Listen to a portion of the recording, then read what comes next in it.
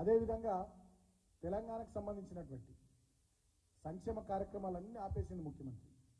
తెలంగాణకు సంబంధించినటువంటి ప్రాజెక్టుల నిర్వహణ, ఇప్పుడు వానాకాలం సీజన్ స్టార్ట్ అవుతుంది. రైతాంగం ఇప్పుడు తుకం పోసుకుంటున్నారు. ఆల్రెడీ చాలా చోట్ల ఇక నార్లేసుడు స్టార్ట్ అవుతుంది. ఇప్పటికీ మేము గతంలో ఇచ్చినటువంటి రైతు బంధు ఇయ్యలే, ఆయన చెప్పినటువంటి రైతు భరోసా ఇయ్యలే. ఎకరానికి 7,500 ఇస్తా అన్నాడు, అవి ఇయ్యలే. మేము ఇచ్చే 5,000 కూడా ఇప్పటికి ఇయ్యలే రైతాంగానికి. ఎరువులు విత్తనాల కోసం రైతాంగం ఇబ్బంది పడుతున్నారు. లైన్లలో చెప్పులు పెట్టి బుక్కులు పెట్టి పక్కకు పోతా ఉన్నారు.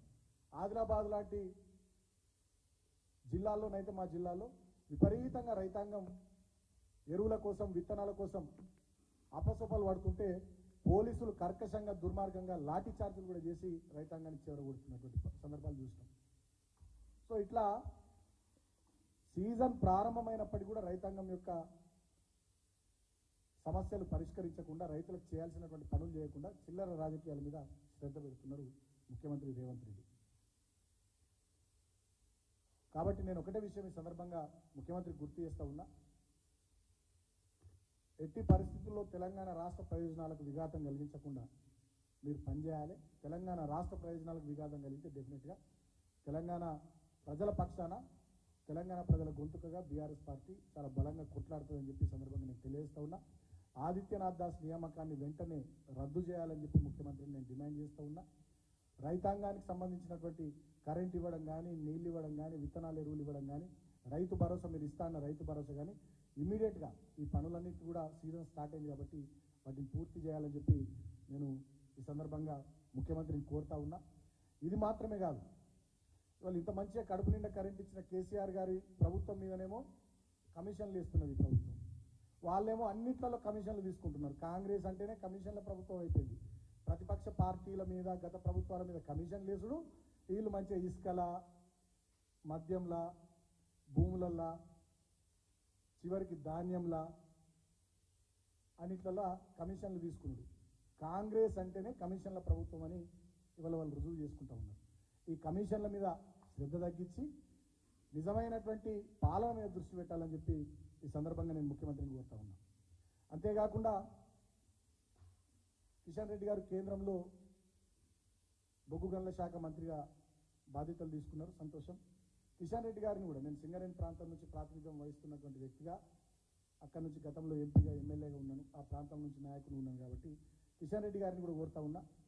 గతంలో మా ప్రభుత్వం ఉన్నప్పుడు ముఖ్యమంత్రి కేసీఆర్ గారు ఆనాడు ప్రధానమంత్రి గారికి లేఖ రాశారు, సింగరేణికి సంబంధించినటువంటి బొగ్గు బావుల్ని సింగరేణి సంస్థకే ఇవ్వాలి, వేలంలో పెట్టద్దని చెప్పి. ఆనాడు పరిశ్రమల శాఖ మంత్రి ఉన్నటువంటి కేటీఆర్ గారు ఆనాటి బొగ్గు గనుల శాఖ మంత్రి ఉన్న ప్రహ్లాద్ జోషి గారికి కూడా లేఖ రాశారు, సింగరేణికే బొగ్గు బ్లాకులు సింగరేణి సంస్థకి ఇవ్వాలి, ఓపెన్ ఆక్షన్లో పెట్టద్దని చెప్పి. మరి ఇవాళ మీరే బొగ్గు గనుల శాఖ మంత్రి అయ్యారు, దయచేసి మీకు విజ్ఞప్తి చేస్తూ ఉన్నాం, మీరు తెలంగాణ బిడ్డ, సింగరేణి ప్రాంతంలోని బొగ్గు బావులన్నింటినీ కూడా వేలానికి పెట్టకుండా సింగరేణి సంస్థకే ఇవ్వాలి, ఆ దిశగా మీరు చొరవ తీసుకోవాలి, ఖచ్చితంగా ఇప్పించే బాధ్యతను కూడా మీరు తీసుకోవాలి అని చెప్పి సందర్భంగా నేను కిషన్ రెడ్డిని కూడా కోరుతాను. అదేవిధంగా తెలంగాణ రాష్ట్రం ఏర్పడిన తర్వాత 2014లో మొట్టమొదటి అసెంబ్లీ సమావేశాల్లోనే ఆనాడు మా ప్రభుత్వం ఏకగ్రీవ తీర్మానం చేసింది, సింగరేణి కార్మికులకు ఆదాయపు పన్ను నుంచి మినహాయింపు ఇవ్వాలని.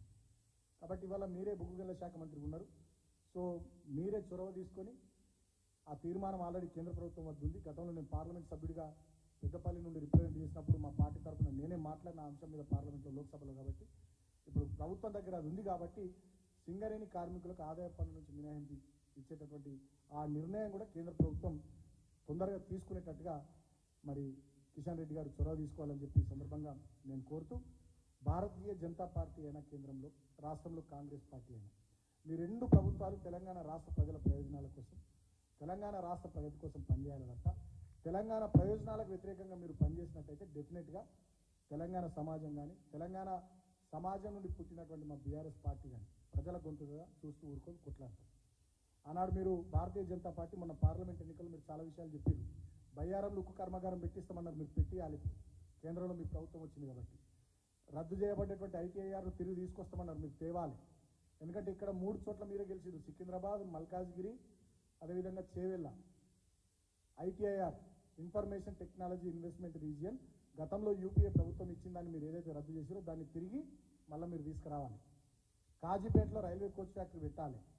అదేవిధంగా ప్రతి జిల్లాకు నవోదయ విద్యాలయ, కేంద్రీయ విద్యాలయాలు ఇప్పియాలి. మీకు విభజన చట్టంలో ఆనాడు ఏవైతే తెలంగాణకు రావాల్సిన న్యాయంగా హక్కుగా ఉండేనో వాటన్నిటిని నెరవేర్చేటట్టుగా ఇక్కడ నుంచి మీరు 8 మంది ఎంపీలు గెలిచారు భారతీయ జనతా పార్టీ నుంచి.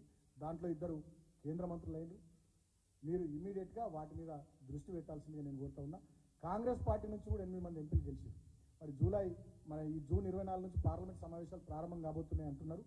మీరు కూడా కేంద్ర ప్రభుత్వం మీద ఒత్తిడి తీసుకురావాలి. గతంలో మీరు 3 ఎంపీలు ఉండి ఎన్నడూ కూడా తెలంగాణ గురించి పోయిన పార్లమెంట్ సమావేశాల్లో పోయిన టర్మ్ మొత్తం మీరు మాట్లాడలేదు. మరి ఇప్పుడు 8 మంది ఎంపీలు గెలిచారు. మీరు కాంగ్రెస్ పార్టీ నుంచి మీరు గొంతు విప్పాలి. తెలంగాణకు రావాల్సినటువంటి న్యాయమైనటువంటి వాటా కానీ హక్కుల విషయంలో కేంద్ర ప్రభుత్వాన్ని మీరు పార్లమెంట్లో నిలదీసే బాధ్యతను కూడా తెలంగాణ కాంగ్రెస్ ఎంపీలు తీసుకోవాలని చెప్పి మీరు